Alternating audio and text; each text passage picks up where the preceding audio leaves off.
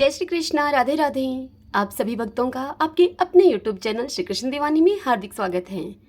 आज आप सुन रहे हैं पद्म पुराण से भाद्रपद मास महात्म्य के 9वें और 10वें दिन की कथा। सर्वप्रथम भगवान का स्मरण करते हुए आप सभी मेरे साथ बोलिए, ओम नमो भगवते वासुदेवाय, विष्णु भगवान की जय। आज की कथा में हम सुनेंगे शिव शर्मा के 4 पुत्रों का पितृभक्ति के प्रभाव से श्री विष्णु धाम को प्राप्त होना। सूत जी इस कथा का श्रवण कराते हुए कहते हैं कि पश्चिम समुद्र के तट पर द्वारका नाम से प्रसिद्ध एक नगरी है। वहाँ योग शास्त्र के ज्ञाता एक ब्राह्मण देवता सदा ही निवास किया करते थे। उनका नाम था शिव शर्मा। वे शिव शर्मा वेद शास्त्रों के अच्छे विद्वान थे। उनके 5 पुत्र हुए जिन्हें शास्त्रों का पूर्ण ज्ञान था। उनके नाम इस प्रकार से हैं: यज्ञ शर्मा, वेद शर्मा, धर्म शर्मा और विष्णु शर्मा तथा सोम शर्मा। ये सभी अपने पिता के भक्त थे।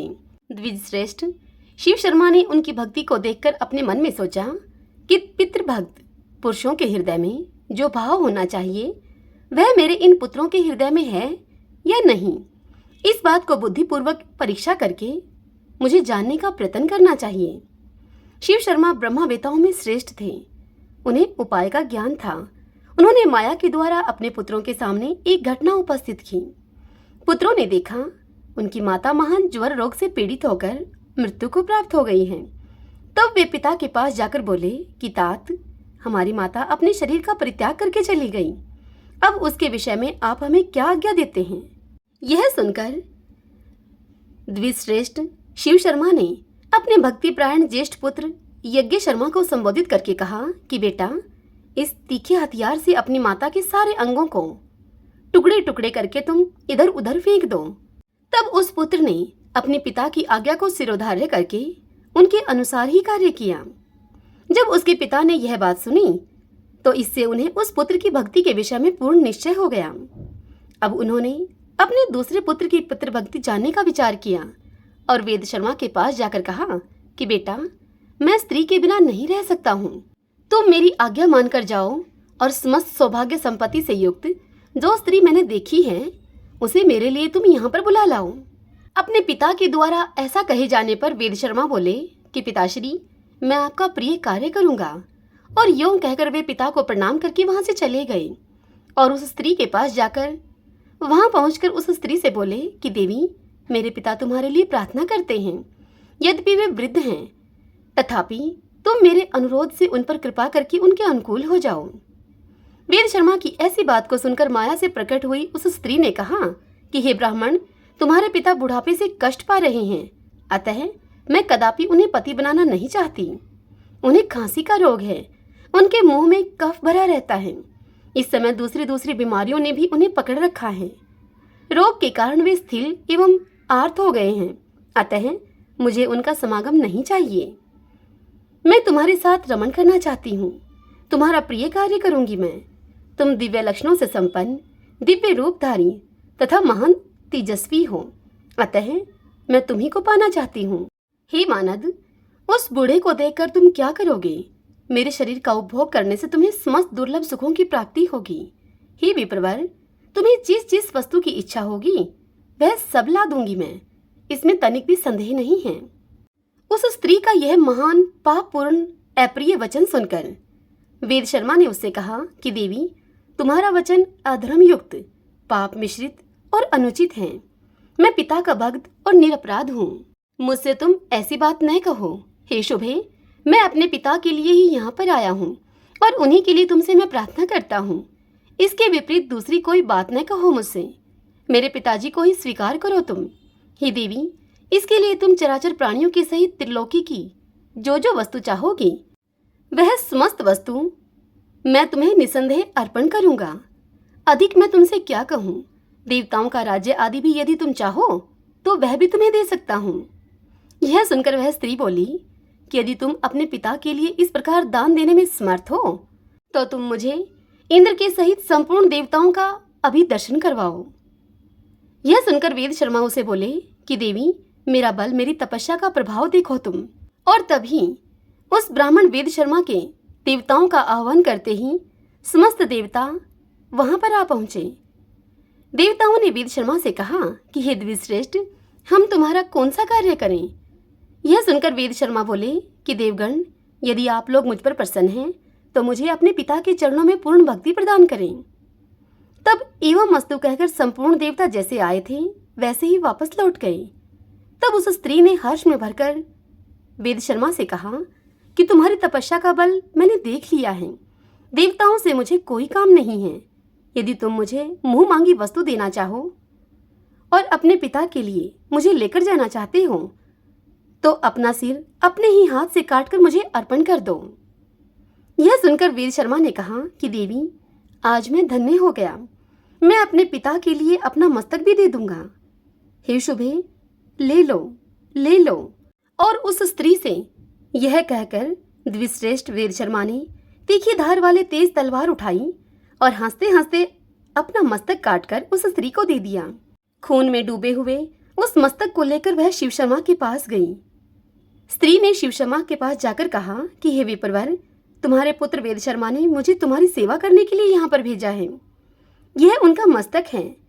इस मस्तक को तुम ग्रहण करो। इसको उन्होंने अपने हाथ से काटकर मुझे दिया है। उस मस्तक को देखकर वेद शर्मा के अन्य चारों भाई कांप उठे। उन पुण्य आत्मा बंधुओं में इस प्रकार बातें होने लगी। वे बोले, अहो, धर्म ही जिसका सर्वस्व था वह हमारी माता सत्य समाधि के द्वारा मृत्यु को प्राप्त हो गई।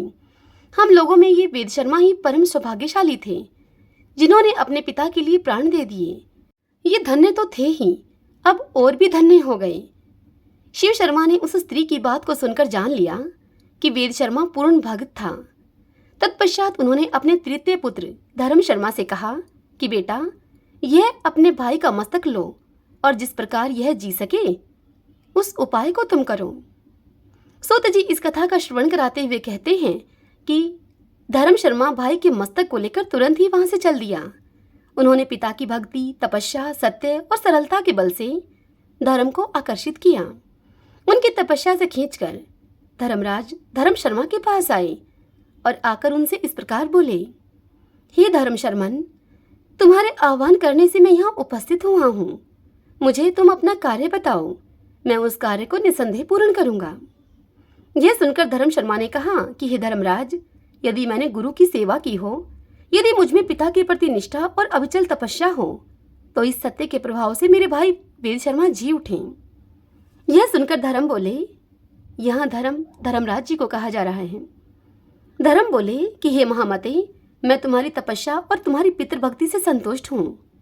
तुम्हारे भाई जी जाएंगे, तुम्हारा कल्याण हो। धर्म वेताओं के लिए जो दुर्लभ है, ऐसा कोई उत्तम वरदान मुझसे तुम मांग लो। धर्म शर्मा ने जब धर्म का यह उत्तम वचन सुना तो उस महायशस्वी ने महात्मा वैवस्वत से कहा कि हे धर्मराज, यदि आप मुझ पर प्रसन्न हैं तो पिता के चरणों की पूजा में अविचल भक्ति, धर्म में अनुराग और अंत में मुझे मोक्ष का वरदान दीजिए। तब धर्म ने उससे कहा कि मेरी कृपा से यह सब कुछ तुम्हें प्राप्त होगा। उनके मुख से यह महावाक्य निकलते ही वेद शर्मा उठकर खड़े हो गए, मानो कि वे सोते से जाग उठे हों। उठते ही महाबुद्धिमान वेद शर्मा ने अपने भाई धर्म शर्मा से कहा कि भाई, वह देवी कहाँ गई, पिताजी कहाँ हैं? धर्म शर्मा ने थोड़े में ही सब हाल कह सुनाया। सब हाल जानकर वेद शर्मा को बड़ी प्रसन्नता हुई। उन्होंने धर्म शर्मा से कहा कि हे प्रिय बंधु, इस पृथ्वी पर तुम्हारे जैसा मेरा हितैषी कौन है? तदंतर दोनों भाई प्रसन्नता पूर्वक अपने पिता शिव शर्मा के पास गए। उस समय धर्म शर्मा ने तेजस्वी पिता से कहा कि हे महाभाग पिताजी, आज मैंने आपके पुत्र वेद शर्मा को मस्तक और उसके जीवन के साथ यहाँ ला दिया है, आप इनको स्वीकार कीजिए। तदंतर शिव शर्मा ने विनीत भाव से सामने खड़े हुए चौथे पुत्र महामती विष्णु शर्मा से कहा कि बेटा, मेरा तुम कहना मानो, आज ही इंद्रलोक को जाओ और वहां से अमृत लेकर आओ। मैं अपनी इस प्रियतमा के साथ इस समय अमृत पीना चाहता हूँ, क्योंकि अमृत सभी रोगों को दूर करने वाला है। महात्मा पिता का यह वचन सुनकर विष्णु शर्मा ने उनसे कहा कि पिताजी, मैं आपके कथन के अनुसार आपका समस्त कार्य करूंगा। और यह कहकर परम बुद्धिमान धर्मात्मा विष्णु शर्मा ने अपने पिता को प्रणाम किया और फिर अपने महान बल, तपस्या तथा नियम के प्रभाव से आकाश मार्ग के द्वारा इंद्रलोक की यात्रा की। अंतरिक्ष मार्ग से जब वे आकाश के भीतर घुसे तब देवराज इंद्र ने उनको देखा और उनका उद्देश्य जानकर उस उद्देश्य में विघ्न डालना आरंभ कर दिया। उन्होंने मेनका से कहा, हे सुंदरी मेनका, मेरी आज्ञा से शीघ्रतापूर्वक तुम जाओ और विप्रवर विष्णु शर्मा के कार्य में तुम बाधा डालो। देवराज की ऐसी आज्ञा को पाकर मेनका बड़ी ही उतावली के साथ चली। मेनका का सुंदर रूप था और वह सब प्रकार के आभूषणों से विभूषित थी। नंदन वन के भीतर पहुंचकर वह झूले में जाकर बैठ गई और मधुर स्वर से वह गीत गाने लगी। उस मेनका का संगीत वीणा के स्वर के समान था। विष्णु शर्मा ने उसे देखा और उसके मनोभाव को समझ लिया। उन्होंने सोचा कि यह एक बहुत बड़े विघ्न के रूप में उपस्थित हुई है। यहाँ इसे इंद्र ने भेजा है, यह मेरी भलाई नहीं कर सकती है। यह विचार करके वे शीघ्रतापूर्वक आगे बढ़ गए। मेनका ने उन्हें जाते हुए देखा और उनसे पूछा कि हे महामते, कहाँ जाओगे? तब विष्णु शर्मा उससे बोले कि मैं पिता के कार्य से इंद्रलोक में जाऊंगा और वहां पहुंचने के लिए मुझे बड़ी जल्दी है। यह सुनकर मेनका बोली, हे विप्रवर, मैं कामदेव के बाणों से घायल होकर इस समय तुम्हारी शरण में आई हूं। यदि धर्म का पालन करना चाहते हो तो तुम मेरी रक्षा करो। यह सुनकर विष्णु शर्मा बोले कि हे सुमुखी, मुझे देवराज इंद्र का सारा चरित्र मालूम है। तुम्हारे मन में क्या है और यह भी मुझसे छिपा नहीं है। तुम्हारे तेज और रूप से विश्वामित्र आदि दूसरे लोग ही मोहित होते हैं। मैं शिव शर्मा का पुत्र हूँ, मुझ पर तुम्हारा यह जादू नहीं चल सकता। हे अबले, मैं योग सिद्धि को प्राप्त हूँ, तपस्या से सिद्ध हो चुका हूँ। काम आदि बड़े बड़े दोषों को मैंने पहले ही जीत लिया है। तुम किसी दूसरे पुरुष का आश्रय लो, मैं इंद्रलोक को जा रहा हूँ। और इस प्रकार मेनका से यों कहकर द्विश्रेष्ठ विष्णु शर्मा शीघ्रतापूर्वक वहां से चले गई। मेनका का प्रयत्न निष्फल हुआ।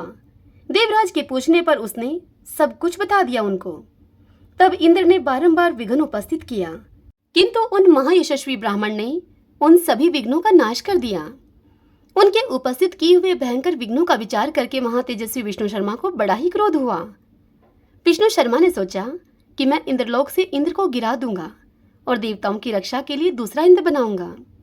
वे इस प्रकार अपने मन में विचार कर ही रहे थे कि देवराज इंद्र वहां पर आ पहुंचे और वे उनसे बोले कि हे महाप्राग विप्र, तपस्या, नियम, इंद्रिय संयम, सत्य और सोच के द्वारा तुम्हारी समानता करने वाला दूसरा कोई नहीं है। तुम्हारी इस पितृभक्ति से मैं देवताओं के सहित परास्त हो गया हूँ। हे साधु श्रेष्ठ, तुम मेरे सारे अपराध को क्षमा करो और मुझसे कोई तुम वरदान मांगो, तुम्हारा कल्याण हो। तुम्हारे मांगने पर मैं दुर्लभ से दुर्लभ वरदान भी तुम्हें दूंगा। यह सुनकर विष्णु शर्मा ने देवराज से कहा कि आपको महात्मा ब्राह्मणों के तेज का विनाश करने की कभी चेष्टा नहीं करनी चाहिए, क्योंकि यदि श्रेष्ठ ब्राह्मण क्रोध में भर जाए तो समस्त पुत्र पौत्रों के साथ अपराधी व्यक्ति का संहार कर सकते हैं। इसमें तनिक भी संदेह नहीं है।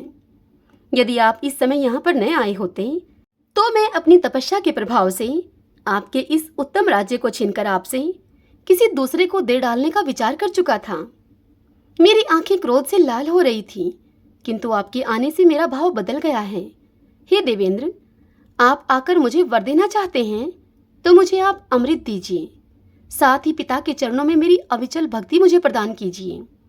जब उन दोनों के बीच में इस तरह की बातचीत हुई तब इस प्रकार बातचीत होने पर इंद्र ने प्रसन्न चित्त से उस ब्राह्मण को अमृत से भरा हुआ घड़ा लाकर दे दिया और वरदान देते हुए उससे कहा कि हे विप्रवर, अपने पिता के प्रति तुम्हारे हृदय में सदा अविचल भक्ति बनी रहेगी। और यों कहकर इंद्र ने ब्राह्मण को विदा किया। तदंतर विष्णु शर्मा अपने पिता के पास जाकर उनसे बोले कि हे तात, मैं इंद्र के यहाँ से अमृत लेकर आया हूँ आपके लिए। इसका सेवन करके आप सदा के लिए निरोग हो जाइए। शिव शर्मा पुत्र की यह बात सुनकर बहुत संतुष्ट हुए और सभी पुत्रों को बुलाकर कहने लगे कि तुम सब लोग पितृभक्ति से युक्त होकर और मेरी आज्ञा के पालक हो, अतः प्रसन्नतापूर्वक मुझसे तुम कोई वरदान मांगो। इस भूतल पर जो दुर्लभ वस्तु होगी वह भी तुम्हें मिल जाएगी। अपने पिता की यह बात सुनकर वे सभी पुत्र एक दूसरे की ओर देखते हुए अपने पिता से यूं बोले कि हे सुवर्त, आपकी कृपा से हमारी माता जो कि यमलोक को चली गई हैं वह जी जाएं। यह सुनकर शिव शर्मा ने कहा कि हे पुत्रों, तुम्हारी मरी हुई पुत्र वत्सला माता अभी जीवित होकर हर्ष में भरी हुई यहाँ पर आएंगी, इसमें तनिक भी संदेह नहीं है। ऋषि शिव शर्मा के इस प्रकार मुख से यह शुभ वाक्य निकलते ही उन पुत्रों की माता हर्ष में भरी हुई वहां पर आ पहुंची और वह बोली कि मेरे सौभाग्यशाली पुत्रों, इसीलिए संसार में पुण्य आत्मा स्त्रियां पुण्य साधक पुत्र की इच्छा करती हैं, जिसका कुल के अनुरूप आचरण हो, जो अपने कुल का आधार तथा माता पिता को तारने वाला हो। ऐसे उत्तम पुत्र को कोई भी स्त्री पुण्य के बिना कैसे पा सकती है भला? न जाने मैंने कैसे कैसे पुण्य किए थे, जिनके फलस्वरूप ये धर्मप्राण, धर्मात्मा, धर्मवत्सल और अत्यंत पुण्यभागी महात्मा जैसे मुझे पति के रूप में प्राप्त हुए हैं। मेरे सभी पुत्र पितृभक्ति में रत हैं। इससे बढ़कर प्रसन्नता की बात मेरे लिए और क्या होगी? अहो, संसार में पुण्य के ही बल से उत्तम पुत्र की प्राप्ति होती है। मुझे 5 पुत्र प्राप्त हुए हैं, जिनका हृदय विशाल है और जिनमें एक से एक बढ़कर हैं। मेरे सभी पुत्र यज्ञ करने वाले, पुण्य आत्मा, तपस्वी, तेजस्वी और पराक्रमी हैं। इस प्रकार माता के कहने पर पुत्रों को बड़ा ही हर्ष हुआ और वे अपनी माता को प्रणाम करके उनसे बोले, माँ, अच्छे माता पिता की प्राप्ति बड़े ही पुण्य से होती है। तुम सदा पुण्य कर्म करती रहती हो। हमारे बड़े भाग्य थे जो तुम हमें माता के रूप में प्राप्त हुई हो, जिनके गर्भ में आकर हम लोग उत्तम पुण्यों से वृद्धि को प्राप्त हुए हैं। हमारी यही अभिलाषा है कि प्रत्येक जन्म में तुम ही हमारी माता और यही हमारे पिता हो। यह सुनकर ब्राह्मण बोले, उनके पिता बोले कि हे पुत्रों, तुम लोग मुझसे कोई परम उत्तम और पुण्यदायक वरदान मांग लो। मेरे संतुष्ट होने पर तुम लोग अक्षय लोकों का उपभोग कर सकते हो। यह सुनकर पुत्रों ने कहा कि पिताजी, यदि आप हम पर प्रसन्न हैं और वर देना चाहते हैं तो हमें भगवान श्री विष्णु के गोलोक धाम में भेज दीजिए, जहाँ किसी प्रकार की चिंता और व्याधि नहीं फटकने पाती है। यह सुनकर उनके पिता बोले कि पुत्रों, तुम लोग सर्वथा निष्पाप हो, इसीलिए मेरे प्रसाद, तपस्या और इस पितृभक्ति के बल से तुम वैष्णव धाम को जाओ।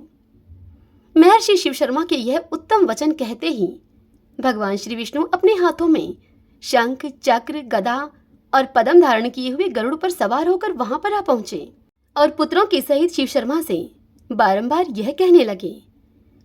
विष्णु भगवान ने कहा कि हे विप्रवर, पुत्रों के सहित तुमने भक्ति के बल से मुझे अपने वश में कर लिया है, इसलिए इन पुण्य आत्मा पुत्रों तथा पति के साथ रहने की इच्छा करने वाली इस पुण्यमयी पत्नी को साथ लेकर अब तुम मेरे परम धाम को चलो। यह सुनकर शिव शर्मा ने कहा कि भगवान, ये मेरे चारों पुत्र ही इस समय परम उत्तम वैष्णव धाम में चलें। मैं पत्नी के साथ अभी भूलोक में ही कुछ काल व्यतीत करना चाहता हूँ। मेरे साथ मेरा कनिष्ठ पुत्र सोम शर्मा भी रहेगा। सत्यभाषी महर्षि शिव शर्मा के यूं कहने पर देव देवेश्वर भगवान श्री विष्णु ने उनके 4 पुत्रों से कहा कि तुम लोग दाह और प्रलय से रहित मोक्षदायक गोलोक धाम में चलो। भगवान के इतना कहते ही उन चारों सत्य तेजस्वी ब्राह्मणों का तत्काल ही विष्णु के समान रूप हो गया। उनके शरीर का श्याम वर्ण इंद्रनील मणि के समान शोभा पाने लगा। उनके हाथों में शंख, चक्र, गदा और पद्म सुशोभित होने लगे। वे विष्णु रूपधारी महान तेजस्वी द्विज पितृभक्ति के प्रभाव से विष्णु धाम को प्राप्त हो गए। श्रीमन नारायण नारायण हरि हरि, बजमन नारायण नारायण हरि हरि। सूत जी कहते हैं कि भगवान श्री विष्णु का गोलोक धाम तम से परे, तम अंधेरे को कहा जाता है। उनका गोलोक धाम तम से परे परम प्रकाश रूप है। पूर्वोक्त चारों ब्राह्मण जब उस लोक में चले गए तब महाप्राग शिव शर्मा ने अपने छोटे पुत्र से कहा कि हे महामते, हे सोम शर्मन, तुम पिता की भक्ति में रत हो। मैं इस समय तुम्हें यह अमृत का घड़ा दे रहा हूँ। तुम सदा ही इस घड़े की रक्षा करना। मैं पत्नी के साथ तीर्थ यात्रा करने के लिए जाऊंगा। यह सुनकर सोम शर्मा ने अपने पिता से कहा कि हे महाभाग, ऐसा ही होगा। बुद्धिमान शिव शर्मा सोम शर्मा अर्थात अपने पुत्र के हाथ में वह घड़ा देकर वहां से चल दिए और 10 वर्षों तक निरंतर तपस्या में लगे रहे। धर्मात्मा सोम शर्मा दिन रात आलस्य को छोड़कर उस अमृत कुंभ की रक्षा करते रहे। 10 वर्ष बीतने के बाद महायशस्वी शिव शर्मा पुनः लौटकर वहां पर आए। ये माया का प्रयोग करके भार्या के सहित कोढ़ी बन गए। जैसे वे स्वयं कुष्ठ रोग से पीड़ित थे, उसी प्रकार उनकी स्त्री भी थी। वे दोनों ही मांस के पिंड की भांति त्याग देने के योग्य दिखाई देते थे। वे धीरचित ब्राह्मण महात्मा सोम शर्मा के समीप आए। वहां पधारे हुए माता पिता को सर्वथा दुख से पीड़ित देखकर महायशस्वी सोम शर्मा को बड़ी ही दया आई उन पर। भक्ति से उनका मस्तक उनके सामने झुक गया और वे उन दोनों के चरणों में पड़ गए और बोले कि पिताजी, मैं दूसरे किसी को ऐसा नहीं देखता जो तपस्या, गुण समुदाय और उत्तम पुण्य से युक्त होकर आपकी समानता कर सके। फिर भी आपको यह क्या हो गया? हे विप्रवर, संपूर्ण देवता सदा ही दास की भांति आपकी आज्ञा के पालन में लगे रहते हैं। वे आपके तेज से खींचकर यहाँ आ जाते हैं। आप इतने शक्तिशाली हैं तो भी किस पाप के कारण आपके शरीर में यह पीड़ा देने वाला रोग हो गया है? हे ब्राह्मण श्रेष्ठ, आप मुझे इसका कारण बतलाइए। यह मेरी माता भी पुण्यवती हैं। इसका पुण्य महान है। यह पतिव्रता धर्म का पालन करने वाली हैं। यह अपने स्वामी की कृपा से समूची त्रिलोकी को भी धारण करने में समर्थ हैं। जो राग द्वेष का परित्याग करके भांति भांति के कर्मों के द्वारा अपने पतिदेव का पूजन करती हैं। देवताओं की ही भांति गुरुजनों के प्रति भी जिसके हृदय में आदर का भाव है, वह मेरी माता क्यों इस कष्टकारी कुष्ठ रोग का दुख भोग रही हैं? यह सुनकर शिव शर्मा बोले अपने पुत्र से कि हे महाभाग, तुम शोक न करो। सबको अपने कर्मों का फल भोगना पड़ता है, क्योंकि मनुष्य प्रायः पूर्वगत पाप और पुण्यमय कर्मों से युक्त होता ही है। अब तुम हम दोनों रोगियों के घावों को धोकर साफ करो। अपने पिता का यह शुभ वाक्य सुनकर महायशस्वी सोम शर्मा ने उनसे कहा कि आप दोनों पुण्य आत्मा हैं, मैं आपकी सेवा अवश्य करूंगा। माता पिता की शुश्रूषा के सिवा मेरा और कर्तव्य है ही क्या? सोम शर्मा अपने उन दोनों माता पिता के दुख से बड़े दुखी थे। वे माता पिता के मल मूत्र और कफ आदि को धोते, अपने हाथ से उनके चरण पखारते और उन चरणों को दबाया करते थे। उनके रहने और नहाने आदि का प्रबंध भी वे पूर्ण भक्ति के साथ स्वयं ही करते थे। विप्रवर सोम शर्मा बड़े यशस्वी धर्मात्मा और सत्पुरुषों में श्रेष्ठ थे। वे अपने दोनों गुरुजनों को अपने कंधों पर बिठाकर तीर्थों में लेकर जाया करते थे। दोनों गुरुजनों से यह अभिप्राय उनके माता पिता से है। वे सोम शर्मा वेद के ज्ञाता थे, अतः मांगलिक मंत्रों का उच्चारण करके दोनों को अपने हाथ से विधि पूर्वक नहलाते और स्वयं भी स्नान करते थे। फिर पितरों का तर्पण और देवताओं का पूजन भी करते थे और वे उन दोनों से प्रतिदिन कराया करते थे देवताओं का पूजन। स्वयं अग्नि में होम करते और अपने दोनों महागुरु माता पिता को प्रसन्न करते हुए अपने सभी कार्य उन्हें बताया करते थे। सोम शर्मा उन दोनों को प्रतिदिन शैया पर सुलाते और उन्हें वस्त्र तथा पुष्प आदि सभी सामग्रियां निवेदन किया करते थे। परम सुगंधित पान लगाकर अपने माता पिता को अर्पण किया करते और नित्य प्रतिदिन उनकी इच्छा के अनुसार फल, मूल, दूध आदि उत्तम भोज्य पदार्थ खाने को उनको दिया करते थे। इस कर्म से वे सदा ही माता पिता को प्रसन्न रखने की चेष्टा करते थे। पिता सोम शर्मा को बुलाकर उन्हें नाना प्रकार के कठोर एवं दुखदायी वचनों से पीड़ित करते और आतुर होकर उन्हें डंडों से पीटते भी थे।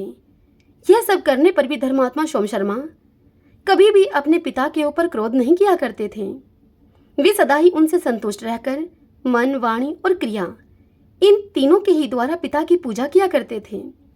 ये सब बातें जानकर शिव शर्मा अपने चरित्र पर विचार करने लगे। वे सोचने लगे कि सोम शर्मा का मेरी सेवा में अधिक अनुराग दिखाई देता है, इसलिए समय पर मैंने इसके तप की परीक्षा की है, किंतु मेरा पुत्र भक्तिभाव तथा सत्यपूर्ण बर्ताव से भ्रष्ट नहीं हो रहा है। निंदा करने और मारने पर भी सदा मुझे मीठे ही वचन बोलता है। इस प्रकार मेरा बुद्धिमान पुत्र दुष्कर सदाचार का पालन कर रहा है। अतः अब मैं भगवान श्री विष्णु के प्रसाद से इसके सभी दुखों को दूर करूंगा। इस प्रकार बहुत देर तक सोच विचार करने के बाद परम बुद्धिमान शिव शर्मा ने अपनी माया का प्रयोग किया। अमृत के घड़े से अमृत का अपहरण कर लिया। उसके बाद सोम शर्मा को बुलाकर कहा कि बेटा सोम शर्मा, मैंने तुम्हारे हाथ में रोगनाशक अमृत सौंपा था, उसे शीघ्र लाकर मुझे तुम अर्पण करो, जिससे कि मैं इस समय उसका पान कर सकूं। अपने पिता के द्वारा यूं कहे जाने पर सोम शर्मा तुरंत ही वहां से उठकर चल दिया। अमृत के घड़े के पास जाकर सोम शर्मा ने देखा कि वह घड़ा तो खाली पड़ा है, उसमें अमृत की एक भी बूंद नहीं है। यह देखकर परम सौभाग्यशाली सोम शर्मा ने मन ही मन कहा कि यदि मुझ में सत्य और गुरु शुश्रूषा है यदि मैंने पूर्व काल में निश्चल हृदय से तपस्या की है, इंद्रिय संयम, सत्य और सोच आदि धर्मों का ही मैंने सदा पालन किया है, तो यह घड़ा निश्चय ही अमृत से भर जाए। महाभाग सोम शर्मा ने इस प्रकार विचार करके जो ही उस घड़े की ओर देखा, त्यों ही वह घड़ा अमृत से भर गया। घड़े को भरा हुआ देखकर उसे हाथ में लिया और महायशस्वी सोम शर्मा तुरंत ही उस घड़े को लेकर अपने पिता के पास गए और उन्हें प्रणाम करके बोले कि पिताजी, ये लीजिए, आपके समक्ष अमृत से भरा हुआ यह घड़ा प्रस्तुत है। हे महाभाग, आप इसे शीघ्र ही पीकर रोग से मुक्त हो जाइए। अपने पुत्र का यह परम पुण्यमय तथा सत्य और धर्म के उद्देश्य से युक्त मधुर वचन सुनकर विप्रवर शिव शर्मा को बड़ी ही प्रसन्नता हुई और वे हर्ष में भर गए और अपने पुत्र से बोले कि पुत्र, आज मैं तुम्हारी तपस्या, इंद्रिय संयम, सोच, गुरु शुश्रूषा और भक्तिभाव से विशेष संतुष्ट हूँ। लो, अब मैं इस विकृत रूप का त्याग करता हूँ। और अपने पुत्र को इस प्रकार यों कहकर वह ब्राह्मण शिव शर्मा, उन ब्राह्मण शिव शर्मा ने पुत्र को अपने पहले रूप में दर्शन दिया। शिव शर्मा ने माता पिता को पहले जिस रूप में देखा था, उसी रूप में उस समय भी देखा। वे दोनों महात्मा सूर्यमंडल की भांति तेज से दीप्त हो रहे थे। सोम शर्मा ने बड़ी भक्ति के साथ उन महात्माओं के चरणों में अपने मस्तक को झुकाया। तदंतर वे दोनों पति पत्नी पुत्र से बातचीत करके अत्यंत ही प्रसन्नचित हुए। फिर धर्मात्मा ब्राह्मण भगवान श्री विष्णु की कृपा से अपनी पत्नी को साथ लेकर विष्णुधाम को चले गए। अपने पुण्य और योग अभ्यास के प्रभाव से उन महर्षि ने दुर्लभ पद को प्राप्त कर लिया। हरिओम तत्सत। श्रीमन्नारायण नारायण हरि हरि, भजमन नारायण नारायण हरि हरि। इससे आगे की कथा कल हम अगले अध्याय में सुनेंगे। आज की ये कथा आप सबको कैसी लगी? आशा करती हूँ पसंद आई होगी। यदि ऐसा हो तो वीडियो को लाइक करें और अपने अपनों के साथ इस कथा को शेयर करें और कमेंट बॉक्स में ओम नमो भगवते वासुदेवाय लिखें। हरे कृष्णा।